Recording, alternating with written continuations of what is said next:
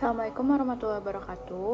Perkenalkan, kami dari kelompok 4. Kali ini kami akan mempresentasikan materi sejarah peminatan tentang revolusi-revolusi besar di dunia.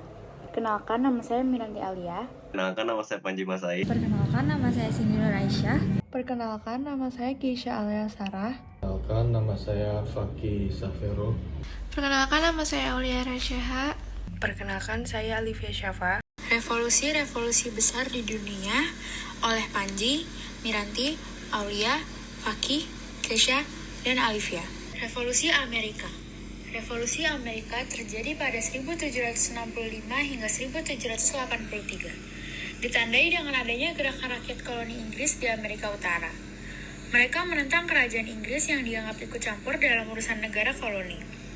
Revolusi Amerika menjadi peristiwa perlawanan rakyat koloni Amerika terhadap pemerintah kolonial Inggris yang ada di Amerika. Penyebab Revolusi Amerika. Perlawanan rakyat koloni Amerika terhadap pemerintah kolonial Inggris terbagi menjadi dua penyebab, yakni sebab umum Revolusi Amerika. Beberapa sebab umum yang menyebabkan terjadinya Revolusi Amerika yaitu 1. Sikap tidak puas rakyat koloni terhadap kebijaksanaan Inggris di wilayah koloni Amerika Serikat. Kedua, penerapan pajak yang membebani rakyat koloni. Ketiga, pengaruh paham liberalisme dari John Locke yang masuk. Yang keempat, sikap represif pemerintah koloni Inggris di Amerika. Sebab khusus Revolusi Amerika. Penyebab khusus pecahnya Revolusi Amerika adalah peristiwa Boston Tea Party yang terjadi pada 16 Desember 1773. Kronologi Revolusi Amerika. Kronologi Revolusi Amerika bermula ketika pemimpin rakyat koloni di Amerika mengadakan kongres pada 1776. Kongres tersebut dihadiri oleh negara-negara bagian sekaligus mengumumkan Declaration of Independence atau Deklarasi Kemerdekaan. Thomas Jefferson membacakan Declaration of Independence yang berisi tentang pernyataan kemerdekaan dan protes terhadap pemerintah koloni Inggris. Pemerintah kolonial Inggris menanggapi protes dari rakyat koloni dengan sikap keras. Hal tersebut menyebabkan Perang Kemerdekaan Amerika Serikat yang berlangsung pada 1776 sampai 1783. Kemenangan pertama rakyat koloni terhadap Inggris terjadi pada pertempuran di Lexington. Pasukan koloni dipimpin oleh George Washington mampu mengalahkan pasukan Inggris dalam pertempuran tersebut. Pada perkembangannya, pasukan koloni Amerika mendapatkan bantuan dari Perancis dan Belanda. Dalam buku Revolusi Amerika tahun 1960, karya Richard B. Morris, Perancis mengirimkan pasukan dan senjata di bawah pimpinan Jenderal Lafayette tahun 1778. Pasukan Inggris menyerah pada tahun 1781. Kemudian di tahun 1783, Inggris dan Amerika sepakat menandatangani perjanjian Versailles yang berisi sebagai berikut. Yang pertama, Inggris mengakui kemerdekaan 13 koloni di Amerika. Yang kedua, Inggris harus menyerahkan daerah jajahannya di Amerika kepada Amerika Serikat kecuali Kanada. Yang ketiga, Inggris harus membayar kerugian dan hasil rampasan perang. Revolusi Prancis. Revolusi Prancis terjadi pada tahun 1789 sampai 1799 yang dipimpin oleh Napoleon Bonaparte.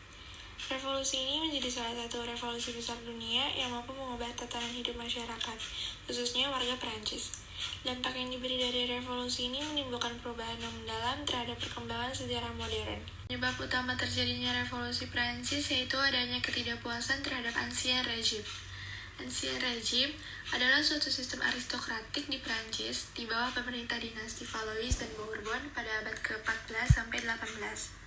Dari masalah tersebut kemudian berimbas dengan adanya perekonomian yang tidak sehat, panen yang buruk, kenaikan harga pangan, dan sistem transportasi yang tidak memadai, sehingga menimbulkan rasa benci dari rakyat terhadap pemerintah. Kebencian terhadap pemerintah ini muncul seiring dengan berkembangnya cita-cita pencerahan. Pencerahan adalah suatu masa di sekitar abad ke-18 di Eropa yang diketahui memiliki kepercayaan tradisional. Revolusi Prancis memberikan banyak dampak terhadap pemerintah Prancis sendiri maupun negara lain. Salah satunya Indonesia. 1. Bidang politik. Setelah terjadinya Revolusi Prancis, sistem politik di Prancis jelas terlihat, di mana kekuasaan absolut sangat dikecam oleh rakyat. Paham liberal pun juga muncul yang kemudian menyebar hingga penjuru dunia, seperti Spanyol, Jerman, Rusia, Austria, dan Italia. 2. Bidang sosial. Pada bidang sosial, dampak yang terjadi yaitu stratifikasi sosial di negara Prancis telah dihapuskan, serta memberikan hak dan kewajiban yang sama terhadap seluruh rakyat. Kemudian memberikan kebebasan dalam menentukan agama, pendidikan, dan pekerjaan. 3. Bidang ekonomi, dihapuskannya sistem guide yaitu sistem dalam peraturan perdagangan. Dengan dihapusnya sistem guide ini, maka perdagangan dan industri dapat berkembang dengan cukup baik di Prancis. Selain itu, kehidupan petani juga mendalami peningkatan. Karena dihapusnya pajak feodal, petani juga diberikan hak untuk memiliki tanah. Revolusi Cina. 1. Masuknya kekuasaan Barat. Sebelum abad 19, Cina membatasi hubungan dengan Eropa. Pada saat itu, Cina menjalankan kebijakan politik isolasionisme. Namun, Inggris berhasil mendobrak masuk melalui penyelundupan candu ke Cina dan membuat lemah perekonomian dan stabilitas Cina. Pasukan Cina menyita candu dari Inggris di Guangzhou. Pada perang itu dinamakan Perang Candu, hingga akhirnya berakhir pada 1842, dimenangkan oleh Inggris. Inggris mendapatkan Hong Kong dan memiliki hak untuk membangun Hong Kong. Lalu diikuti oleh bangsa Eropa lain yang mendapat hal diplomatik di Cina. 2. Gerakan nasionalisme Cina. Dengan berbagai peristiwa yang memicu nasionalisme Cina ini, akhirnya revolusi pun pecah, yaitu Revolusi Wuchang yang terjadi pada 10 Oktober 1911. Revolusi ini berlangsung di Wuchang dengan dipimpin oleh Li Yuanhuang. Hasil dari Revolusi Wuchang adalah lengsernya kekuasaan dinasti Manchu di Cina, sehingga tanggal terjadi Revolusi Manchu diklaim sebagai Hari Kemerdekaan Cina. Selang 3 bulan setelah merdeka, dipilihlah Sun Yat-sen sebagai presiden Cina pada 1 Januari 1912. Bentuk negara Cina pada saat itu adalah negara republik nasionalis dengan ajaran Trisula, yaitu San yang berarti nasionalisme, Min yang berarti demokrasi, dan Cui yang berarti sosialisme. Pada 12 Februari 1912, wilayah Cina Utara diserahkan kepada Republik Cina oleh Kaisar Xuanzong yang masih berusia belia. Saat itu, Kaisar Xuanzong disbanding oleh Yuan Shikai. Setelah penandatanganan penyerahan kekuasaan, Yuan Shikai tertarik untuk ikut dalam politik Cina dan kemudian menjadi presiden Cina setelah Sun Yat-sen mengundurkan diri sebagai presiden. Namun, Yuan Shikai dianggap sama saja seperti kaisar dengan sifat diktatornya. Yuan Shikai meninggal pada tahun 1916 dan Sun Yat-sen mengambil alih jabatannya dan kembali menjadi presiden Cina. 3. Masa awal Republik Cina. Tercatat dalam sejarah bahwa dinasti terakhir yang memerintah Cina adalah dinasti Qing pada tahun 1644 hingga 1912. Dinasti Qing adalah dinasti asing yang dipimpin oleh bangsa Manchu yang masuk dan menetap di dataran Cina. Dinasti Qing runtuh akibat adanya suatu gerakan revolusi dari rakyat akibat ketidakpuasan terhadap pemerintah dinasti Qing yang korup dan lemah. Berakhirnya masa pemerintahan dinasti Qing menandai masuk ke Cina ke dalam era baru dengan bentuk pemerintahan republik yang dikuasai bangsa Cina sendiri. Masuknya Cina ke era baru diwarnai dengan konflik memperebutkan kekuasaan di Cina. Perebutan kekuasaan yang paling memengaruhi perkembangan Cina pada masa selanjutnya adalah terjadinya perang saudara antara kaum nasionalis dan kaum komunis. Perang saudara tersebut telah berlangsung sejak tahun 1927 berakhir memenangkan kaum komunis di bawah pimpinan Mao Zedong pada tahun 1949. Kemenangan Partai Komunis atas dominasi kekuasaan Partai Nasionalis menandai munculnya RRC sebagai negara yang berideologi komunis. 4. Cina bersatu. Pada tahun 1919, Sun Yat-sen melakukan reorganisasi Kuomintang. Ia mengikutsertakan kalangan terpelajar khususnya penganut paham komunisme atas anjuran dari Uni Soviet dengan tujuan bersatunya kalangan komunisme dan menyelamatkan revolusi. Selama berorganisasi, Kuomintang membangun angkatan perang kuat dan menyiapkan buruh dan tani untuk berperang melawan para warlord dari utara. Sun Yat-sen meninggal pada tahun 1925. Kedudukannya digantikan oleh Chiang Kai-shek. Chiang Kai-shek membersihkan partai dari paham komunis selama menjabat dan dilengsarkan pada tahun 1928. Dan pasukan Kuomintang berhasil merebut Beijing dan menyatukan Cina kembali. 5.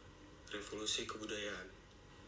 Revolusi budaya adalah perubahan secara menyeluruh suatu budaya dan sosial suatu masyarakat dalam jangka waktu yang sangat cepat.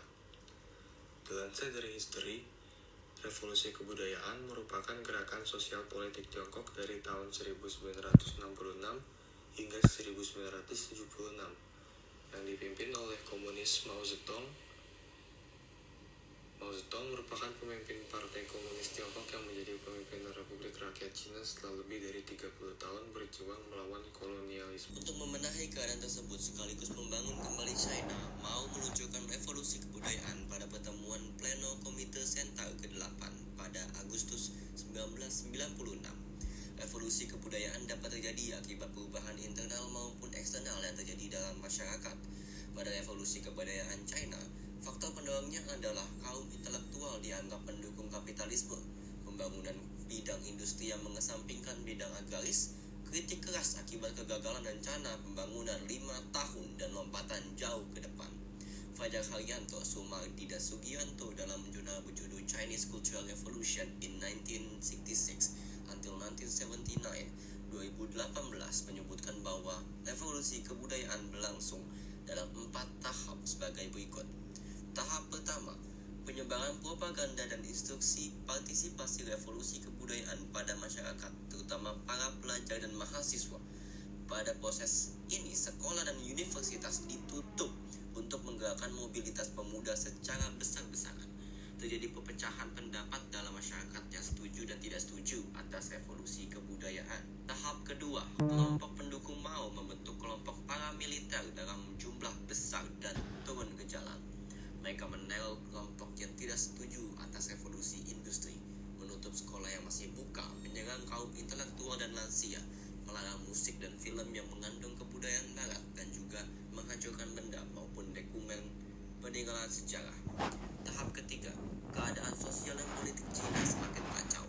Terjadi perebutan kekuasaan di dalam daerah. Pada masa ini, semua kegiatan di industri di Cina berhenti total. Kota-kota besar mengalami kelumpuhan, berbagai situs budaya dan agama hancur. Juga korban jiwa yang mencapai angka 729.511 jika jiwa sosial korban jiwa yang mencapai angka 729.511 jika jiwa sosial yang lebih menyeluruh ke segala aspek kehidupan manusia. Bukan hanya transformasi secara fisik saja, namun juga mental masyarakat. Tahap keempat atau tahap terakhir dari revolusi kebudayaan terjadi saat kekuasaan Mao, di mana Partai Komunis mengangkat Mao Zedong menjadi ketua dan Lin Biao menjadi wakil ketua. Pada saat itu perekonomian Cina sudah anjlok, tentara merah melakukan banyak kekerasan fisik dan pelanggaran HAM, pengusiran 20 juta jiwa, kematian 1,5 juta jiwa, serta kerugian infrastruktur yang tidak ternilai. Revolusi Rusia. Latar belakang revolusi Rusia dirunut dari sejarah panjangnya terjadinya revolusi di Rusia disebabkan oleh banyak faktor yang memengaruhi, mulai dari krisis ekonomi hingga menyebabkan kesenjangan sosial antara kaum elit dan rakyat biasa.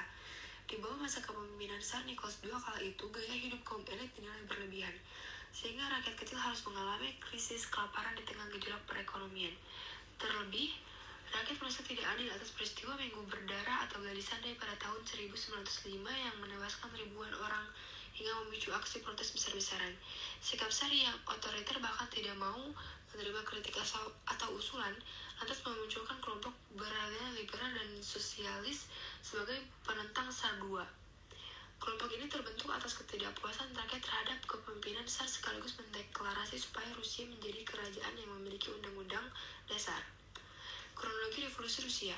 Atas dasar banyaknya sumber konflik yang sedang melanda negara tersebut, masyarakat berontak sehingga memicu peristiwa revolusi Rusia. Secara kronologi, revolusi ini berlangsung menjadi 2 gelombang. Pertama, terjadi pada Februari 1917 dan yang kedua di Oktober 1917. Revolusi Rusia Februari 1917. Revolusi Rusia pertama berlangsung dari 23 sampai 27 Februari 1917. Tsar II menindak tegas aksi protes rakyat yang terjadi di St. Petersburg. Sejumlah kelompok penentang dari berbagai golongan bersatu untuk mendesak Tsar II turun dari kursi pemerintahan. Dari keputusan itu, Tsar II berhasil digulingkan dan terbentuk sistem pemerintahan sementara bersifat liberal yang dipimpin Alexander Kerensky.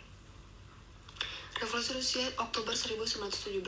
Revolusi di Rusia kedua berlanjut pada Oktober dan disebut sebagai Revolusi Bolshevik. Gelombang kedua ini memuncak karena aksi protes kelompok radikal. Mereka mengklaim bahwa Alexander bekerja lambat. Sampai akhirnya ini dilengsarkan dan menggantikan kekuasaan bahwa kendali Bolshevik yang mengarah pada pembentukan Uni Soviet. Usaha Bolshevik menguasai Rusia mulai berkembang ideologi komunis pada 1922. Partai Bolshevik di bawah pimpinan Vladimir Ilyich Ulyanov atau Lenin membentuk Uni Soviet. Revolusi Rusia pada Oktober dipimpin oleh Vladimir Lenin ini menandai awal penyebaran komunisme pada abad ke-20. Usai Lenin, Uni Soviet dilanjutkan oleh Joseph Vissarionovich atau Stalin. Di era Stalin, Uni Soviet menjadi diklaim sebagai negara komunis terbesar di dunia karena ada banyak negara Eropa Timur yang bergabung. Dampak revolusi besar dunia bagi Indonesia. Dampak revolusi Amerika terhadap pergerakan nasional Indonesia yang pertama, mendorong bangsa Indonesia khususnya kaum pergerakan nasional Indonesia untuk melawan penjajah. Yang kedua, adanya pengakuan terhadap HAM telah mendorong kaum pergerakan nasional untuk lepas dari kebodohan dan keterbelakangan akibat penjajahan. Yang ketiga, melahirkan sikap untuk mempertahankan kebebasan kemerdekaan dan penghormatan terhadap sesama manusia. Dampak revolusi Prancis terhadap pergerakan nasional Indonesia adalah yang pertama munculnya paham nasionalisme, yang kedua muncul paham demokrasi, yang ketiga muncul perlindungan hak asasi manusia, yang terakhir adalah muncul golongan terpelajar akibat adanya politik etis. Dampak revolusi Rusia terhadap pergerakan nasional Indonesia adalah yang pertama muncul paham Marxisme, yang kedua paham komunis yang berkembang di Rusia, menyebabkan timbulnya paham komunis Indonesia.